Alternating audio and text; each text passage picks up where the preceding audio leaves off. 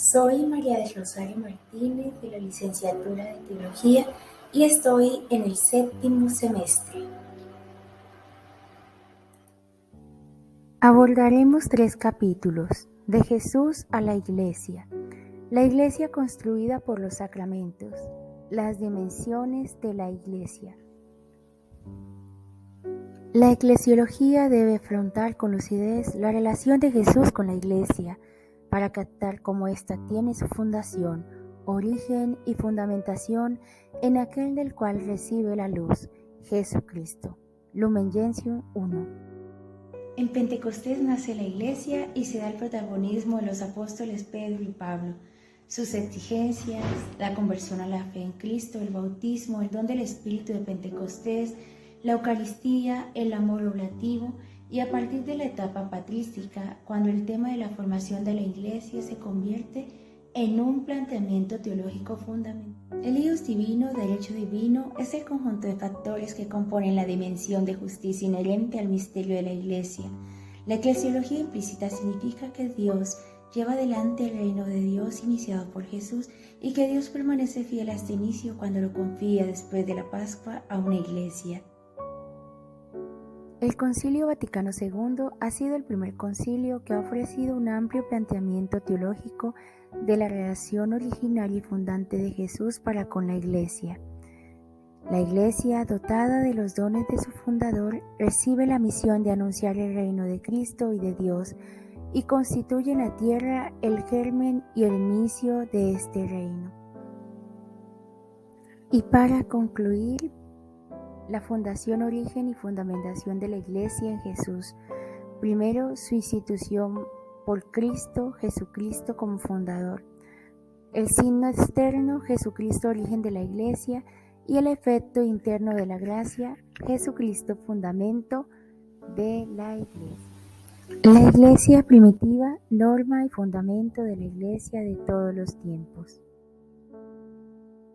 El periodo apostólico comprendido en el año 30 al 65 después de Cristo, encontramos las figuras de Pedro, Santiago y Pablo al inicio de las primeras comunidades, con un trasfondo judeo-cristiano en donde hay 4 momentos: la oración, la fracción del pan, la enseñanza de los apóstoles y la comunión de bienes.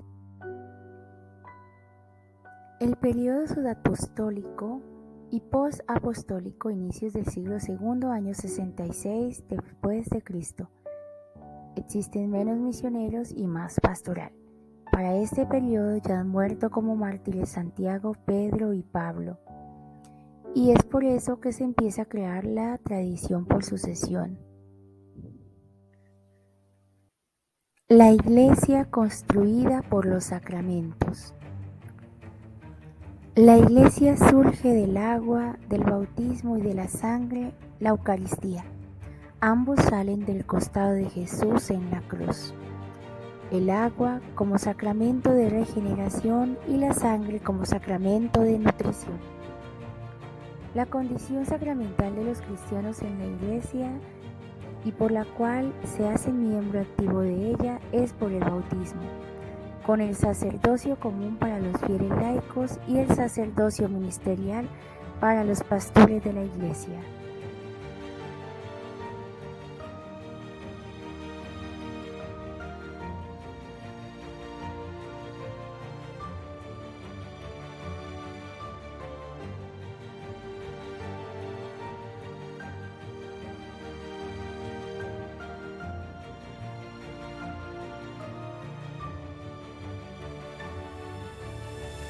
El Concilio de Constantinopla en el año 381 afirma que la Iglesia Católica es la Iglesia de Cristo y ha subsistido históricamente.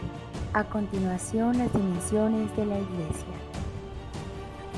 La Iglesia es una porque uno es su fundador y porque Dios es único, a ejemplo de la Santísima Trinidad. La Iglesia es santa porque Cristo amó a su Iglesia, se entregó por ella a fin de santificarla. La Iglesia necesita de purificación, renovación y reforma, y se renueva constantemente por la acción del Espíritu Santo, debido a su condición divina y humana. La Iglesia es católica porque es universal y verdadera. La catolicidad y las iglesias locales dependen del Romano Pontífice como sucesor de Pedro. Es principio y fundamento perpetuo y visible de la unidad, tanto de los obispos como de la muchedumbre de los fieles.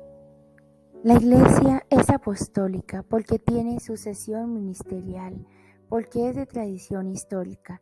La sucesión apostólica en sentido riguroso aspira precisamente a perpetuar esa vicaría de Cristo y por eso lo vemos reflejado en el Papa. El sucesor de Pedro en Roma lo preside la caridad.